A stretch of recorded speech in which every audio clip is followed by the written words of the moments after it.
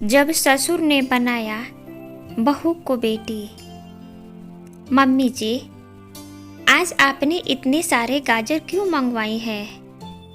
अरे बहू, तुम्हारी ननद और देवर दोनों को ही गाजर का हलवा बहुत पसंद है। सर्दियाँ समाप्त होने वाली है, इसीलिए सोची एक बार और बना दो। गाजर का हलवा, वो तो मुझे भी बहुत पसंद है। बहू ने मुस्कुराते हुए सोचा, पर संकोचवश अपनी सासू माँ से बोल नहीं पाए। उसने सोचा, वैसे भी जब घर में हलवा बनेगा तो मुझे भी जरूर मिलेगा। यही सोचकर बहू ने गाजर को धोकर घिसना शुरू किया। सासू माँ ने अपने हाथों से गाजर का हलवा बनाया। खुशबू इतनी अच्छी आ रही थी कि सब इंतजार में थे कब हलवा बनकर तैयार हो। जैसे ही हलवा बनकर तैयार हुआ, सासू माँ ने सबसे पहले भगवान को भोग लगाया। फिर ननद और देवर दोनों बच्चों की तरह हलवे पर टूट पड़े। तभी अचानक फोन की घंटी बजी। सासू माँ ने फोन उठाया। अरे बहू, तुम्हारी बड़ी ननद अपने बच्चों समेत आ रही है। हमारे दामाद जी को भी गाजर का हलवा बहुत पसंद है। सासू माँ ने खुश होते हुए कहा। सभी आ गए और टेबल पर खाना सज गया। बहू सबको खाना परोस रही थी। सभी ने जी भरकर हलवा खाया और धीरे धीरे हलवे का पतीला भी खाली हो गया। अंत में जब बहू के खाने की बारी आई तो हलवा सिर्फ 1 चम्मच ही बचा था। उसे अपने मायके की बात याद आ गई। जब भी उसकी माँ हलवा बनाती थी, वह सबसे पहले जी भर के खाती थी। उसके बाद ही किसी का नंबर आता था।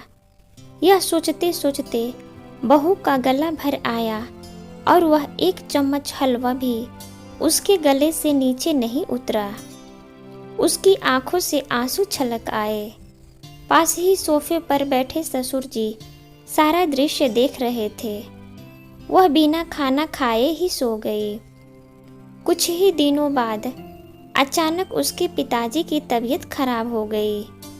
वह अपने ससुर जी के साथ अपने मायके गई तो उसकी माँ ने उसकी भाभी से कहा, बहू, काफ़ी दिनों बाद तेरी ननद आई है, इसलिए कल मैं उसकी पसंद का गाजर का हलवा बनाऊंगी। तू गाजर मंगवा देना। अगले दिन माँ ने बड़े ही चाव से बेटी की पसंद का हलवा बनाया और फिर कटोरी भरकर बेटी की ओर बढ़ाया तो वह बोली, नहीं माँ, पहले हलवा भाभी को भी दो। माँ चकित होकर बेटी का मुंह देखने लगी। लेकिन बेटा, तुझे तो बहुत पसंद है ना मेरे हाथों का हलवा? हाँ माँ, मुझे बहुत पसंद है, लेकिन क्या आपने कभी भाभी से पूछा है कि उन्हें क्या पसंद है? ये तू क्या बोल रही है बेटा? यदि उसे पसंद होता तो ज़रूर बताती मुझे। नहीं माँ, आज मैंने खुद बहू बनकर जाना कि एक बहू से ना तो उसकी पसंद पूछी जाती है और न ही वह अपनी पसंद बता पाती है। आप प्लीज़ पहले हलवा भाभी को भी दो, क्योंकि वो भी शायद मेरी तरह अपनी पसंद हम सबको नहीं बता पाती होंगी।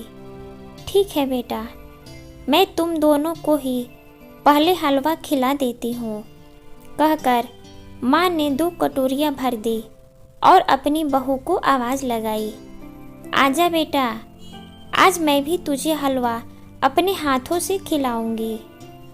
आज एक साथ दोनों बेटियों को खाते देखकर सचमुच माँ के मन में सुकून था।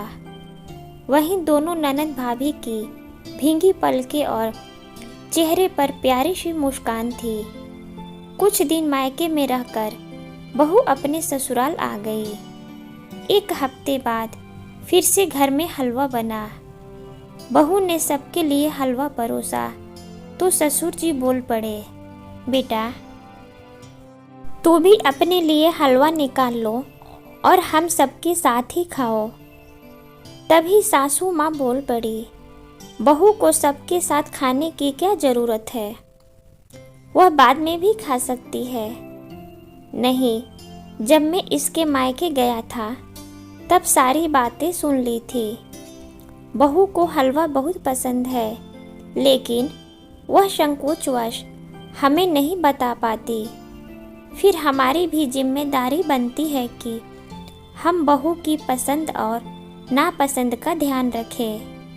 जो बहू हमारे लिए पूरे दिन घर का काम कर सकती है, तब हमें भी उसकी छोटी छोटी खुशियों का ध्यान रखना चाहिए।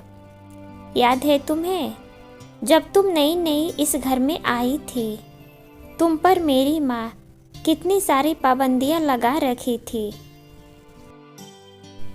तुम कभी भी हम सबके साथ खाना नहीं खाई, सबके सामने कभी खुलकर हंस बोल नहीं सकती थी।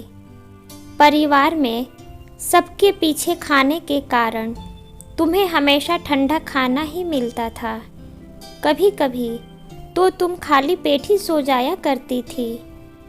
मैं तुम्हारे मन की तकलीफ़ को महसूस करता था, लेकिन माँ के सामने बोलने की कभी हिम्मत नहीं जुटा पाया।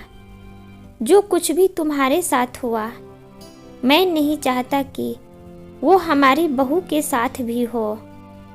सोचो, कल को तुम्हारी बेटी के साथ भी भेदभाव हो तो तुम्हें कैसा लगेगा।